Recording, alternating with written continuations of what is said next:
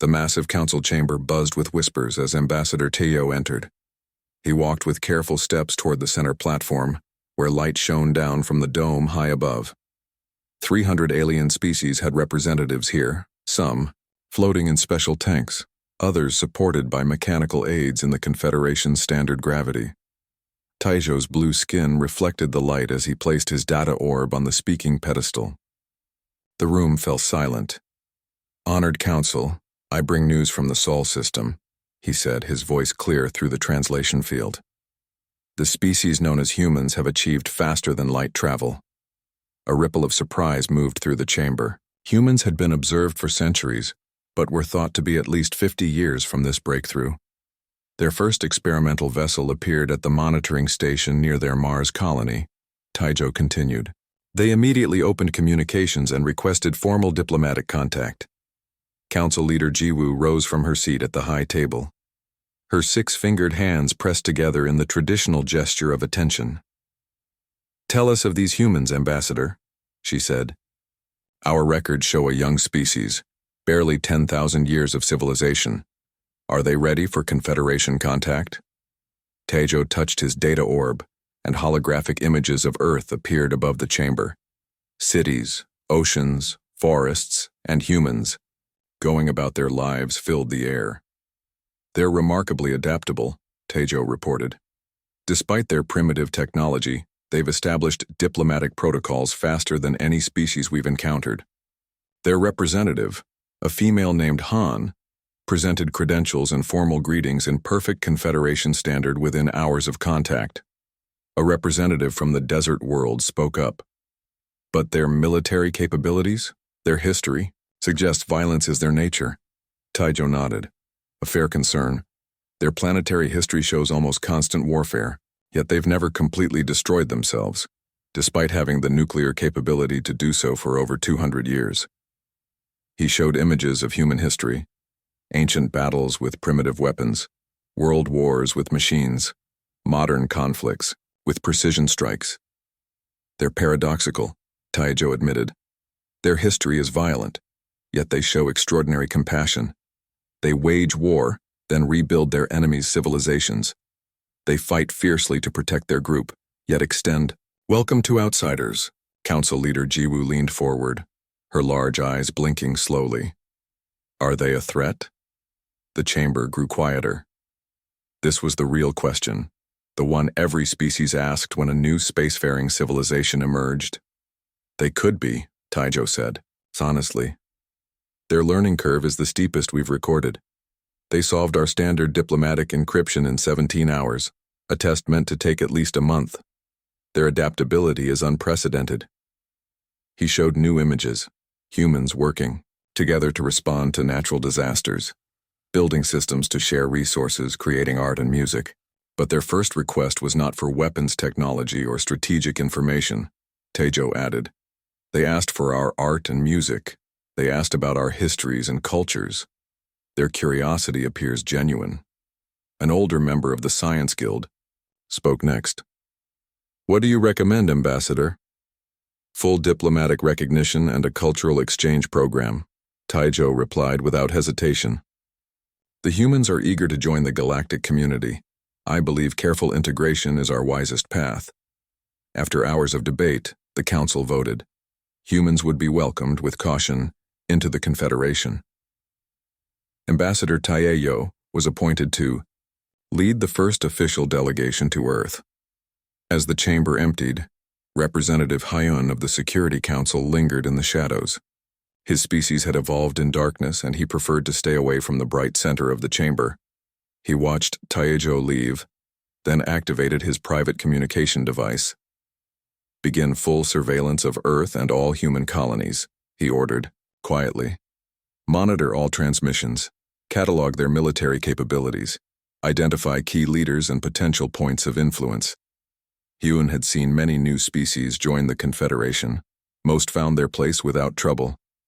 But the truly exceptional ones, those with unusual adaptability, those were the ones that could change everything. Sometimes for better, sometimes for catastrophe. "The humans bear watching," he noted in his official log. "Their civility may be genuine, or it may mask something more concerning. Only time will tell which humans are the real ones, the diplomats, with open hands, or the warriors with hidden weapons. The human colony on Proxima Centauri b sparkled like a jewel in the darkness of space. Giant domes housed farms, research centers, and homes for 50,000 people. After 30 years as part of the Galactic Confederation, humans had spread to 12 star systems and earned respect across the galaxy. Admiral Yunha walked through the garden level of Earth's defense ministry. Real trees grew here, a reminder of what they protected. She checked her uniform before entering the meeting room where the defense committee waited. "Admiral, what can you tell us about these Vex Thori?" asked Minister Day, the committee head. Yunha touched her tablet, and a hologram appeared above the table. It showed tall, six-limbed beings with dark green skin and multiple eyes set around their elongated heads. "The Vex Thori joined the Confederation 200 years ago," she explained. "They control 17 systems along our outer border. They have a strict hierarchy and believe in proving strength through tests." "And they're testing us now?" asked another committee member. "Yes. They've blocked 3 trade ships from reaching Proxima last month. Their ambassador refused to acknowledge President Minho at the Galactic Summit. Small things, but deliberate." Minister Day frowned. "Recommendations? Limited military presence near Proxima, but no aggressive moves," Yuna said. "The Vex Thori respect strength but hate being challenged directly." Later that day, President Minho received the committee's report in his office. The oldest human colony on Mars could be seen through his window, its green parks and tall buildings a testament to human determination. "So they pushed to see if we push back," he said, setting down the report. His advisor, Jin, nodded. "It's happened before with other new species.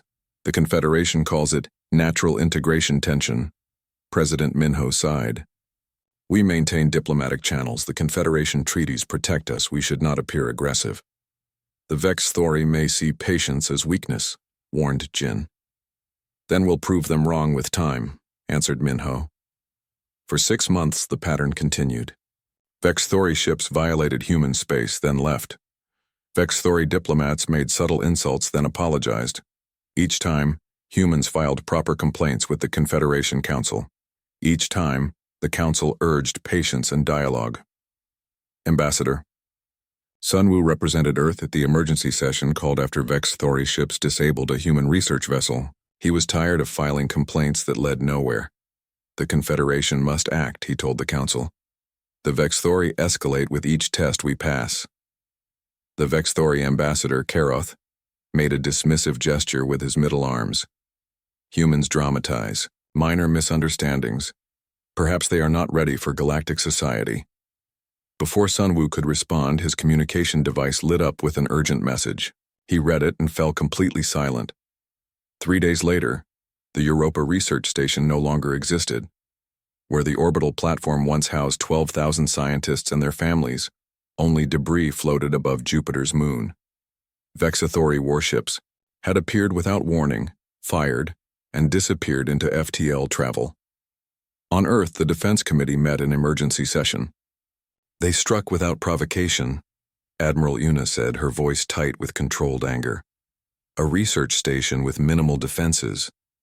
"The Confederation response?" asked Minister Day.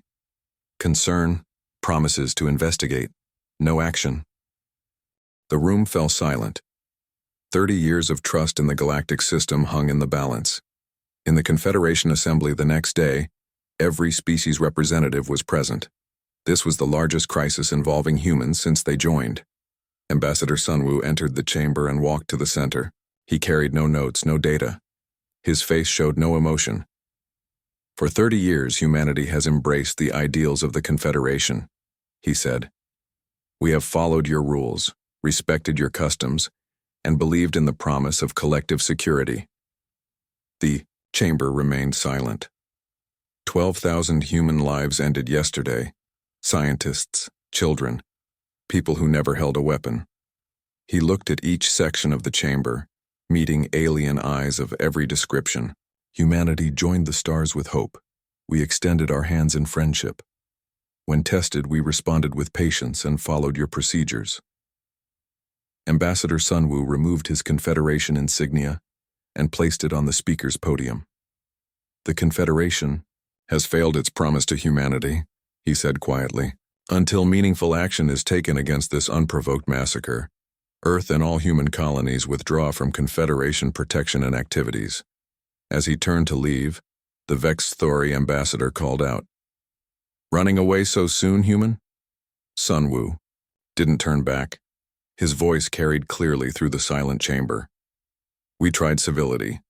The Confederation Emergency Council met in the ancient chamber beneath the capital city. Unlike the Grand Assembly Hall above, this room had stood for 10,000 years, since the founding days. It was used only in times of true crisis. Elder Dojin shuffled toward the central platform. His species lived for centuries, and his skin had faded to pale blue with age.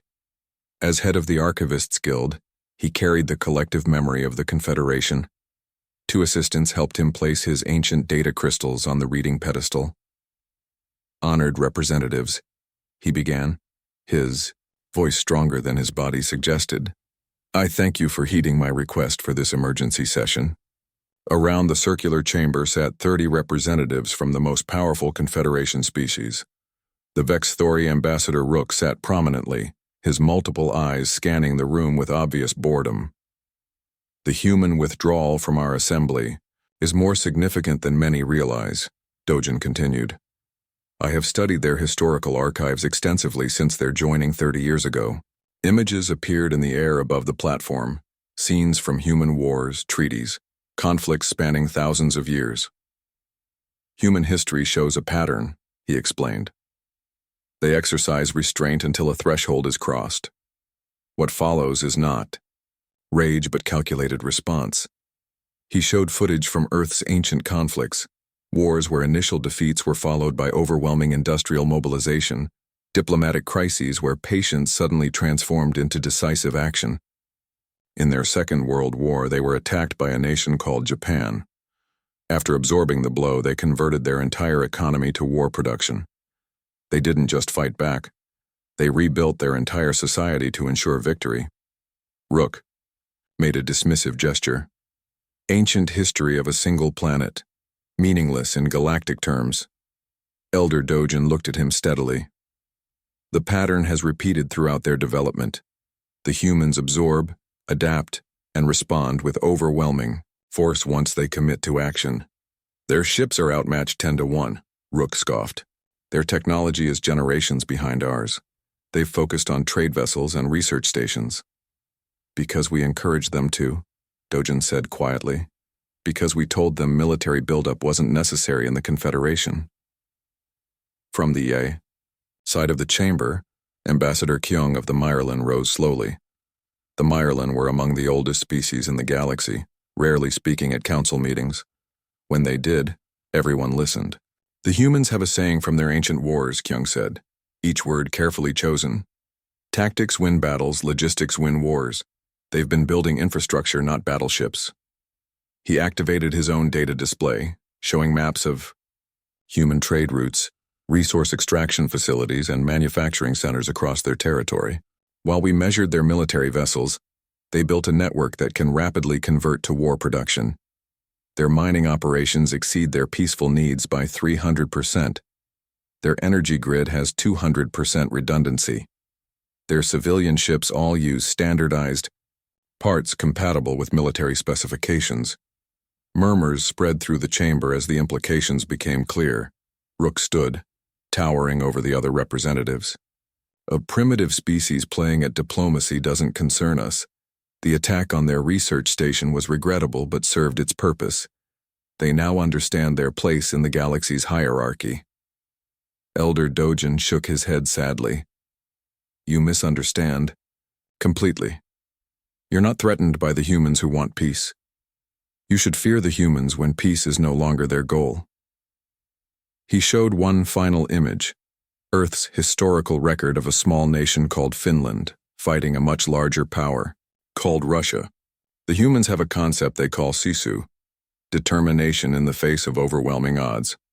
When they fought each other, they developed rules to contain their capacity for violence. They created laws for warfare because they understood their own potential for destruction. The chamber grew quiet as Dojin continued. For 30 years, humans have played by our rules. They've been civil, patient, and diplomatic. Now they believe those rules have failed them. Representative Hana from the Science Guild spoke up. What do the archives suggest happens next? Communication silence, Dojun replied. Movement of key assets, resource consolidation.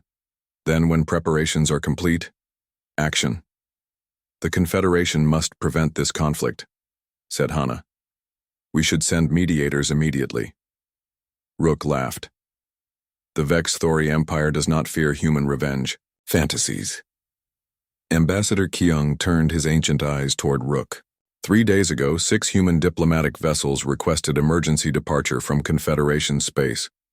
Their listed cargo was cultural artifacts. Our scans showed nothing dangerous. Your point? Asked Rook. Those ships contained their highest-ranking military strategists, their best scientists, and complete technical databases of Confederation technology. Kyung said softly. The humans are not preparing for a battle, they're preparing for a war. A small alarm chimed and a message appeared on the central display. Multiple human systems have gone dark. All communication relays shut down. Trade routes closed. Elder. Dojun looked around the chamber. And so it begins. The Vex Thori monitoring station orbiting Palladia, their outermost colony, had the most advanced sensor array in that sector of space. It could detect the energy signature of a shuttle engine at 3 light-years distance. It watched every approach to Vexathori territory with unwavering attention. Then it stopped transmitting. In the Vexathori command center on their homeworld, Commander Zakal received the alert. Station PX-7 has gone offline, reported his communications. Officer, a technical problem, Zakal said dismissively. Send a maintenance crew. 2 hours later, stations PX-8 through PX-12 also went silent one after another. Commander Zakal's confidence began to waver. He ordered a battle cruiser to investigate. The massive ship, carrying 2,000 crew members, jumped to the area, then also went silent. How is this possible? Zakal demanded, his multiple eyes blinking rapidly in agitation. Scan the entire sector. Sir, his sensor officer replied. We detect nothing unusual. No energy signatures, no debris. The stations and our cruiser are simply gone. 3 days later, half of the outer Vexathori defense network had vanished. No distress calls, no battle debris, no explanation. How are they moving undetected through our sensor grids? Demanded Commander Zakal in the Emergency War Council. Nothing can hide from our detection systems. High Commander Vrex, leader of all Vexathori military forces, studied the star map showing their disappearing outposts. The humans, he said simply. They've developed some kind of stealth technology. Impossible, Zakal argued. Their technology was primitive. We monitored their development for decades. We monitored what they showed us, Vrex corrected him. Deploy the home fleet. All vessels. Full battle readiness. The Vexathori battle fleet gathered at Antares Junction, the strategic crossroads of their territory. 100 warships, the mightiest armada in that sector of the galaxy, formed a defensive sphere around the critical space station. For 2 days, nothing happened. The commanders grew restless. Then the first human ships appeared. They weren't the bulky transport and research vessels the Confederation knew. These were sleek, dark ships with angular profiles that barely reflected light.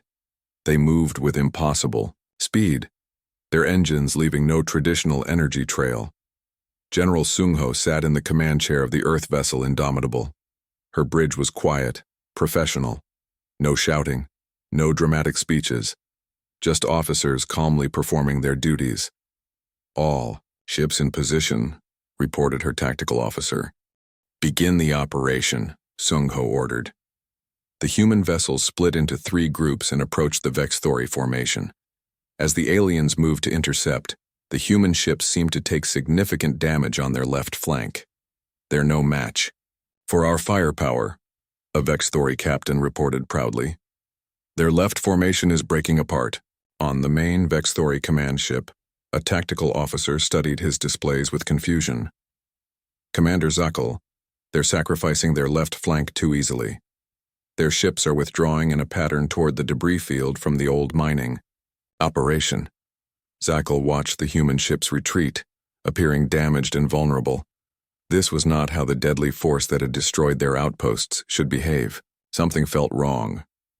Pursue and destroy them, he ordered nevertheless. 30 Vexathori ships broke formation to chase the retreating humans. As they approached the debris field, the tactical officer's confusion grew. Sir, I'm detecting unusual energy readings in the debris, but our sensors can't identify. It's a trap, realized Commander Zakel too late. From within the debris field, 50 more human ships suddenly appeared, their stealth systems deactivating as they powered up weapons. They had been hiding there for days, completely undetectable. The human ships emerged on all sides of the pursuing Vexathori vessels, not in a chaotic rush, but in a perfectly coordinated maneuver that left no escape route. All ships, defensive, formation, Zakel shouted, but it was already too late. The human attack was precise and overwhelming. They didn't target the Vexathori ship's weapons or engines as expected in space combat. Instead, they targeted communication systems first, isolating each ship before disabling it. Within 20 minutes, 30 Vexathori warships had been neutralized without a single one being destroyed. General Sung-ho watched the operation unfold on her tactical display. Phase 1 complete, she noted. Begin Phase 2. Throughout Confederation space, observers watched the battle in stunned silence.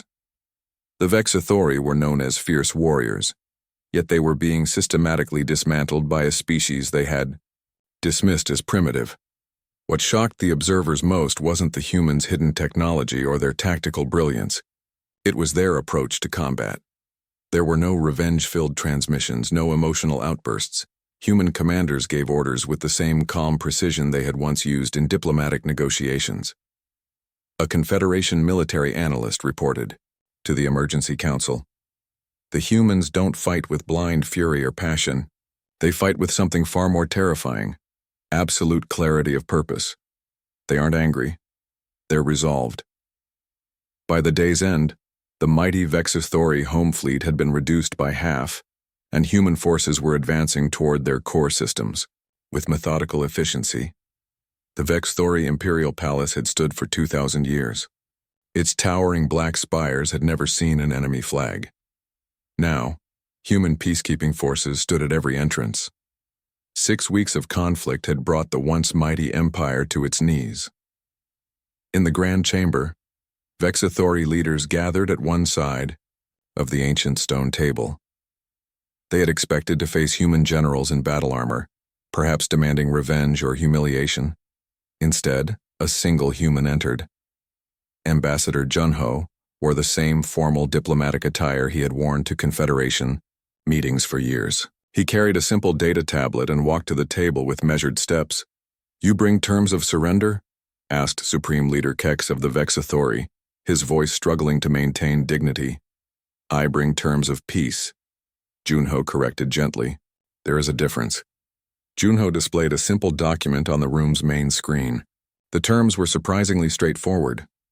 The Vexathori would withdraw from disputed territories, pay compensation for lives lost at Europa Station, and accept human peacekeepers for 5 years. "These terms are reasonable," said Kex with surprise.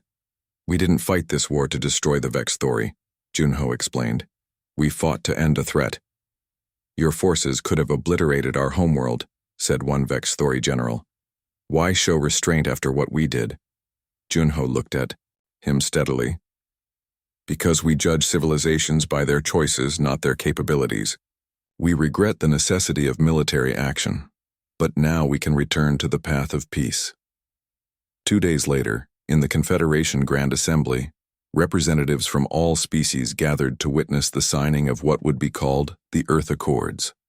The Confederation Charter will be amended to include stronger provisions against unprovoked aggression, Junho stated calmly to the Assembly. All members must agree that diplomatic channels remain open even during disputes. and that civilian targets are absolutely protected. Ambassador Kyung of the Mirlan spoke next. The humans have taught us all a valuable lesson. Power restrained is not power absent. After the public ceremony, Elder Dojin met with the Confederation's inner council. The oldest and wisest representatives from 12 species gathered in a small chamber to discuss what had transpired. The humans could have destroyed the Vex Thori completely, noted a representative from the gas giant worlds. Their stealth technology alone represents a revolution in warfare. Why show mercy? Elder Dojin smiled gently. Because the humans never became the monsters the Vex Thori expected.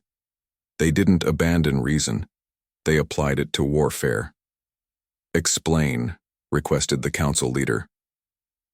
Most species fight with emotion, anger, fear, revenge, Dojin said.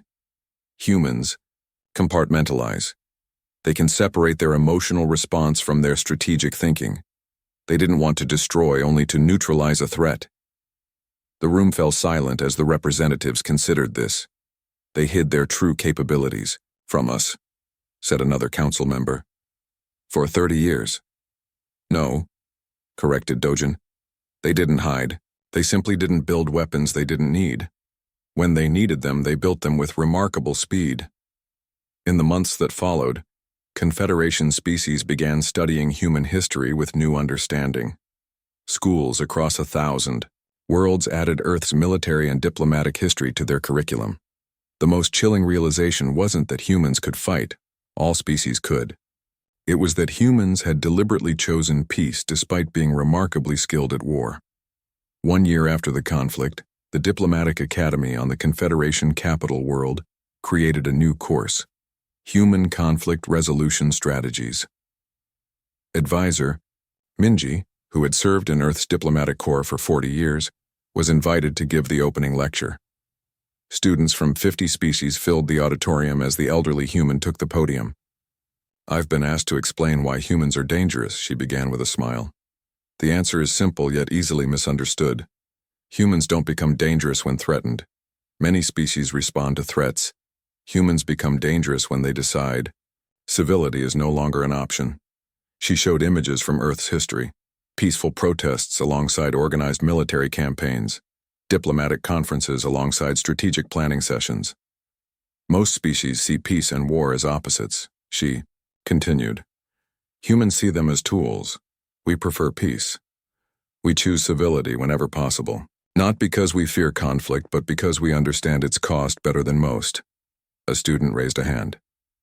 But if humans are so skilled at war, why build the Confederation at all? Why not simply conquer? Minji smiled. Because the greatest human strength isn't our ability to fight. It's our ability to cooperate, to build together what we could never build alone. The Vex Thori mistake wasn't challenging humans. Their mistake was thinking that our diplomacy was a sign of weakness, when it was actually our greatest strength. As the lecture ended, news spread throughout the chamber. Earth had just launched the galaxy's largest cooperative scientific mission, with 50 species participating. The same industrial capacity that had built warships now built research vessels. The same determination that had won a war now explored the unknown reaches of the galaxy. The lesson had been learned.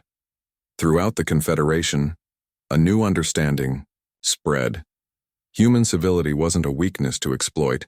It was a gift to be treasured and never squandered.